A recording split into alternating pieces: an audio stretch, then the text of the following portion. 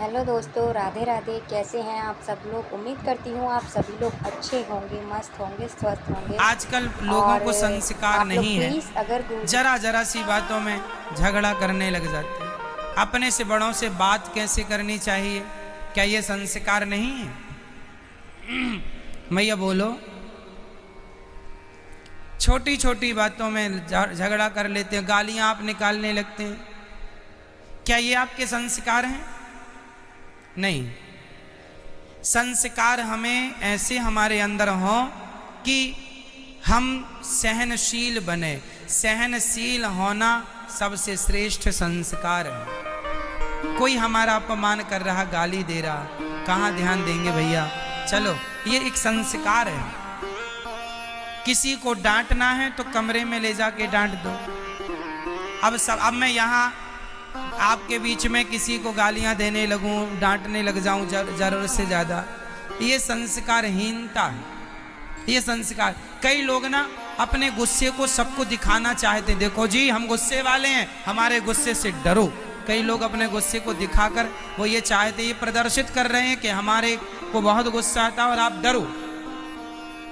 वो जोर जोर से कई लोग तो जब उनका मूड झगड़ा वगड़ा करने का होता है ना, तो वो अपने घर के बालकनी में बाहर आ जाते हैं और बाहर आके फिर गालियां देते हैं, ताकि जमाना सुने कि हम कितने बड़े नालायक मूर्ख हैं। और वो अपने आप को ये सोचते हैं कि हम बड़े समझदार, बड़ा अच्छा काम कर रहे हैं। हम उन लोगों को ये लगता है कि हम बहुत अच्छा कर रहे हैं, सबके बीच में हम गाली दे रहे हैं। क्यों? सही है?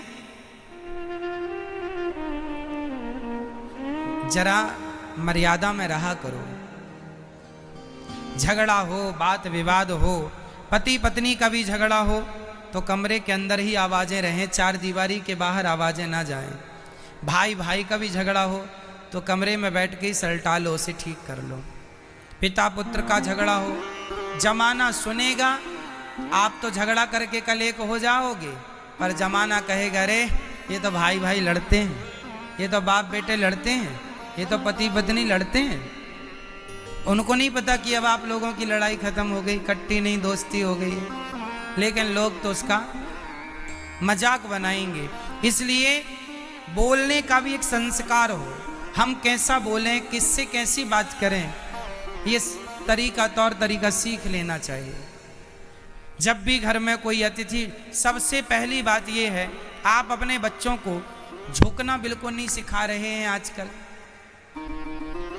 आजकल बच्चों को प्रणाम करना नहीं आ रहा है कि कैसे प्रणाम करें, घुटनों को ही छू लेते हैं ना। मेरी माँ, अपने बच्चों को बचपन से प्रणाम करना सिखाओ, दंडवत करना सिखाओ। लेट के प्रणाम किया जाता है अपनी माता को, पिता को, भगवान को, गुरुजनों को सिखाओ, बताओ, आप भी करो।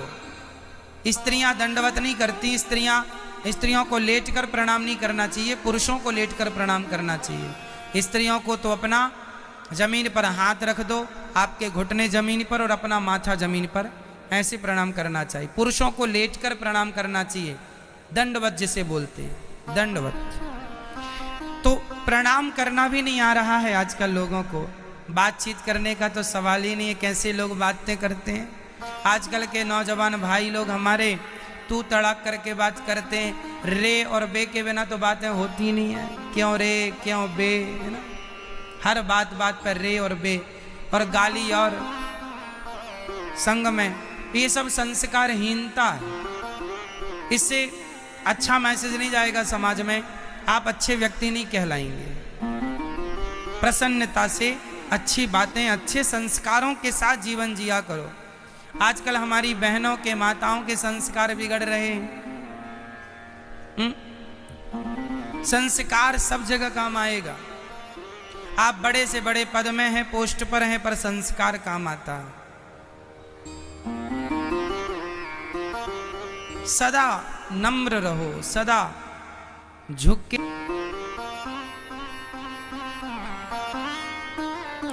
सीढ़ी जब आप चढ़ते हैं तो आपने कभी सीढ़ी चढ़ते समय महसूस किया होगा, सीढ़ी चढ़ते समय आपको थोड़ा सा झुकना पड़ता है। झुक के आप, जबकि आप उतरते हैं तो बिल्कुल खड़े उतरते हैं, उस समय झुकने की जरूरत नहीं पड़ती। कुल मिलाकर यदि ऊंचाइयों में जाना है तो झुक के चलना सीखो। जब ऊंचाइयों में जाओगे तो, और यदि नीचे आ रहे हैं तो फिर नीचे तो वही आएगा जो अकड़ जाएगा। नीचे कौन आएगा? जो। इसलिए झुकता वही है जिसमें जान होती है। अकड़ तो मुर्दे की पहचान होती है। अकड़ तो मुर्दा जाता है मरने के बाद, इसलिए झुक जाइए। आम का पेड़ झुकता है। किसी ने बबूल के पेड़ को झुकते हुए देखा है? क्योंकि कांटों से भरा है बबूल। आम मीठे मीठे फलों से भरा है, इसलिए झुकता है। उसकी डालियां इतनी झुकती हैं, सीजन पर तो डालियां टूट जाती हैं। झुकता वही है जिसमें जान है, इसलिए झुकना सीखो। हम तो देखो, हम अपनी बताएं, हम तो हमेशा हाथ जोड़ के बात करते हैं, भैया आओ, कैसे हो, कहाँ हो। कोई गाली भी दे, अच्छा भैया ठीक है, खुश रहो, भगवान सुखी रखें आपको। हाथ जोड़ के। हमारे ये हाथ काहे के लिए हैं? गला दबाने के लिए नहीं। हाथ जोड़ के रखो, है ना। ये सरलता अच्छी है।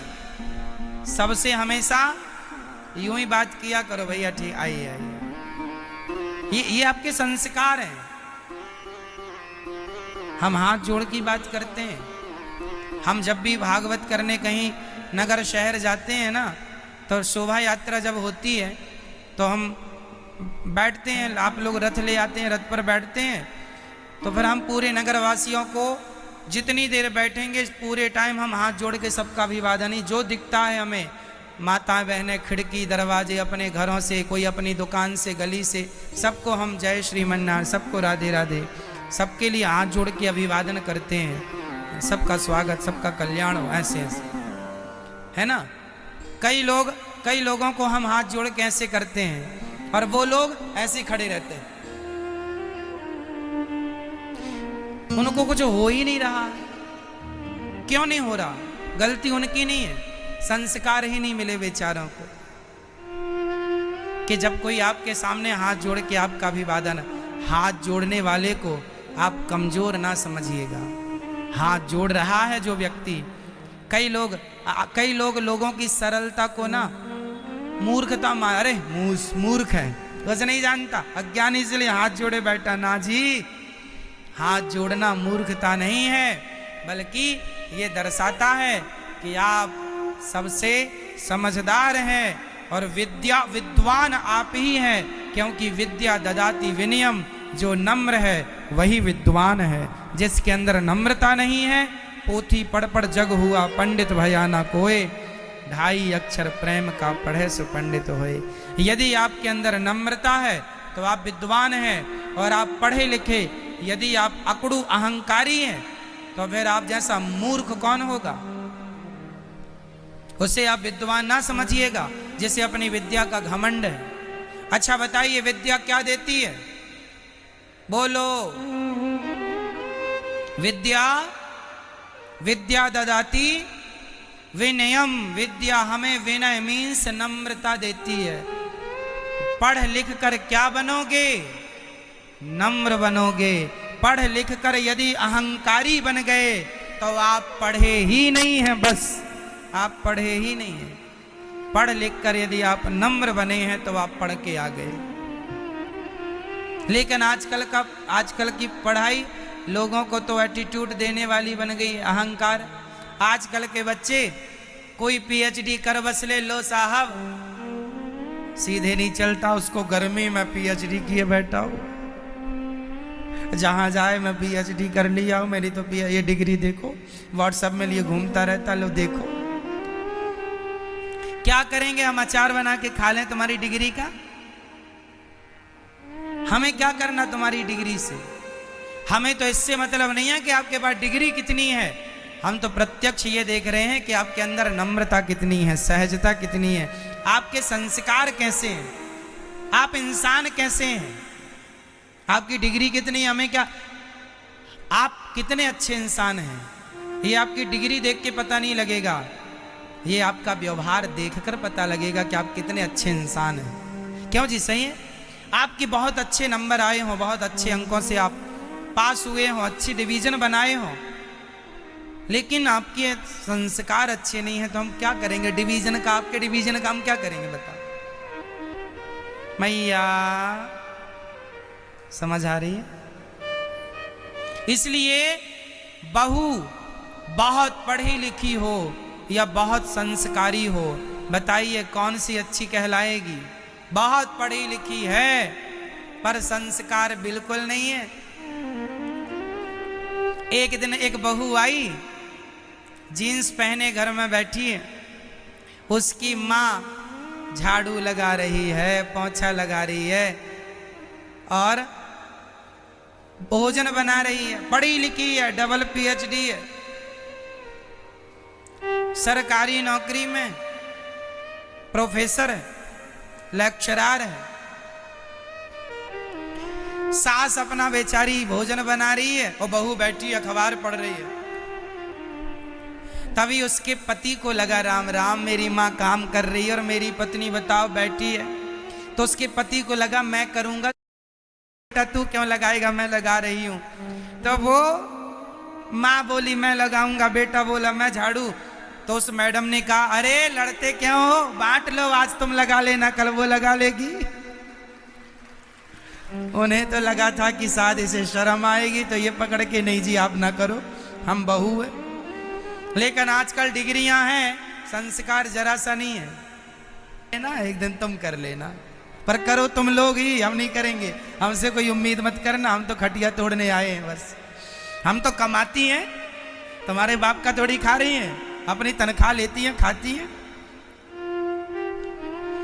अच्छा महिलाएं नौकरी चाकरी करें अच्छा है, लेकिन एक बात और है कि पुरुष सारी जिंदगी परिवार का पेट भरेगा तो ज्यादा घमंड नहीं करता, पर यदि पत्नियां कमाने लग जाएं तो वो ज्यादा अकड़ दिखाती हैं कि मैं कमाऊं, जबकि पति कमाए तो वो अकड़ नहीं दिखाता। इसलिए मैं आप महिलाओं से हाथ जोड़ता हूं कि आप लोग कमाया करो। आज के ज़माने में पति पत्नी दोनों का कमाना ठीक है, कमाओ, पैसा खूब कमाओ, पर आप ये ना अरे मेरा पति तो कुछ नहीं है, तेरे से ज़्यादा तो मैं कमाती हूँ, तू तो ना मर्द है, चल चूड़ियाँ पहन ले। अब ये तुम्हारी कमाई का कोई अर्थ निकला कि तुम अपने पति को ही गाली देने लग गई? अरे कुछ नहीं जानता, मैं 50,000 कमाती हूँ, ये तो 25 कमाता। ले तो तुम पैसा इसलिए कमा रही हो। रिश्तों में पैसों की जरूरत नहीं है, रिश्तों में प्रेम की जरूरत है, समझदारी की जरूरत है। पैसे तो आ ही जाएंगे, भूखा तो कोई नहीं मरता साहब, भगवान सबके रक्षक पालनहार हैं। इसलिए कमाओ, खूब पैसा कमाओ, पर रिश्तों को निभाना सीखो। और रिश्तों को निभाना किसी कॉलेज यूनिवर्सिटी में नहीं सिखाया पढ़ाया जाता, ये तो संस्कारों की बात है। इसलिए बच्चों को, बेटा बेटियों को संस्कार देना चाहिए, नहीं दोगे कल उन्हीं का नुकसान होने वाला है। इसलिए संस्कार दीजिएगा, बेटों को संस्कार दो कि नारियों का सम्मान करो, ताकि जो पत्नी आएगी उस पर ये अत्याचार ना करे।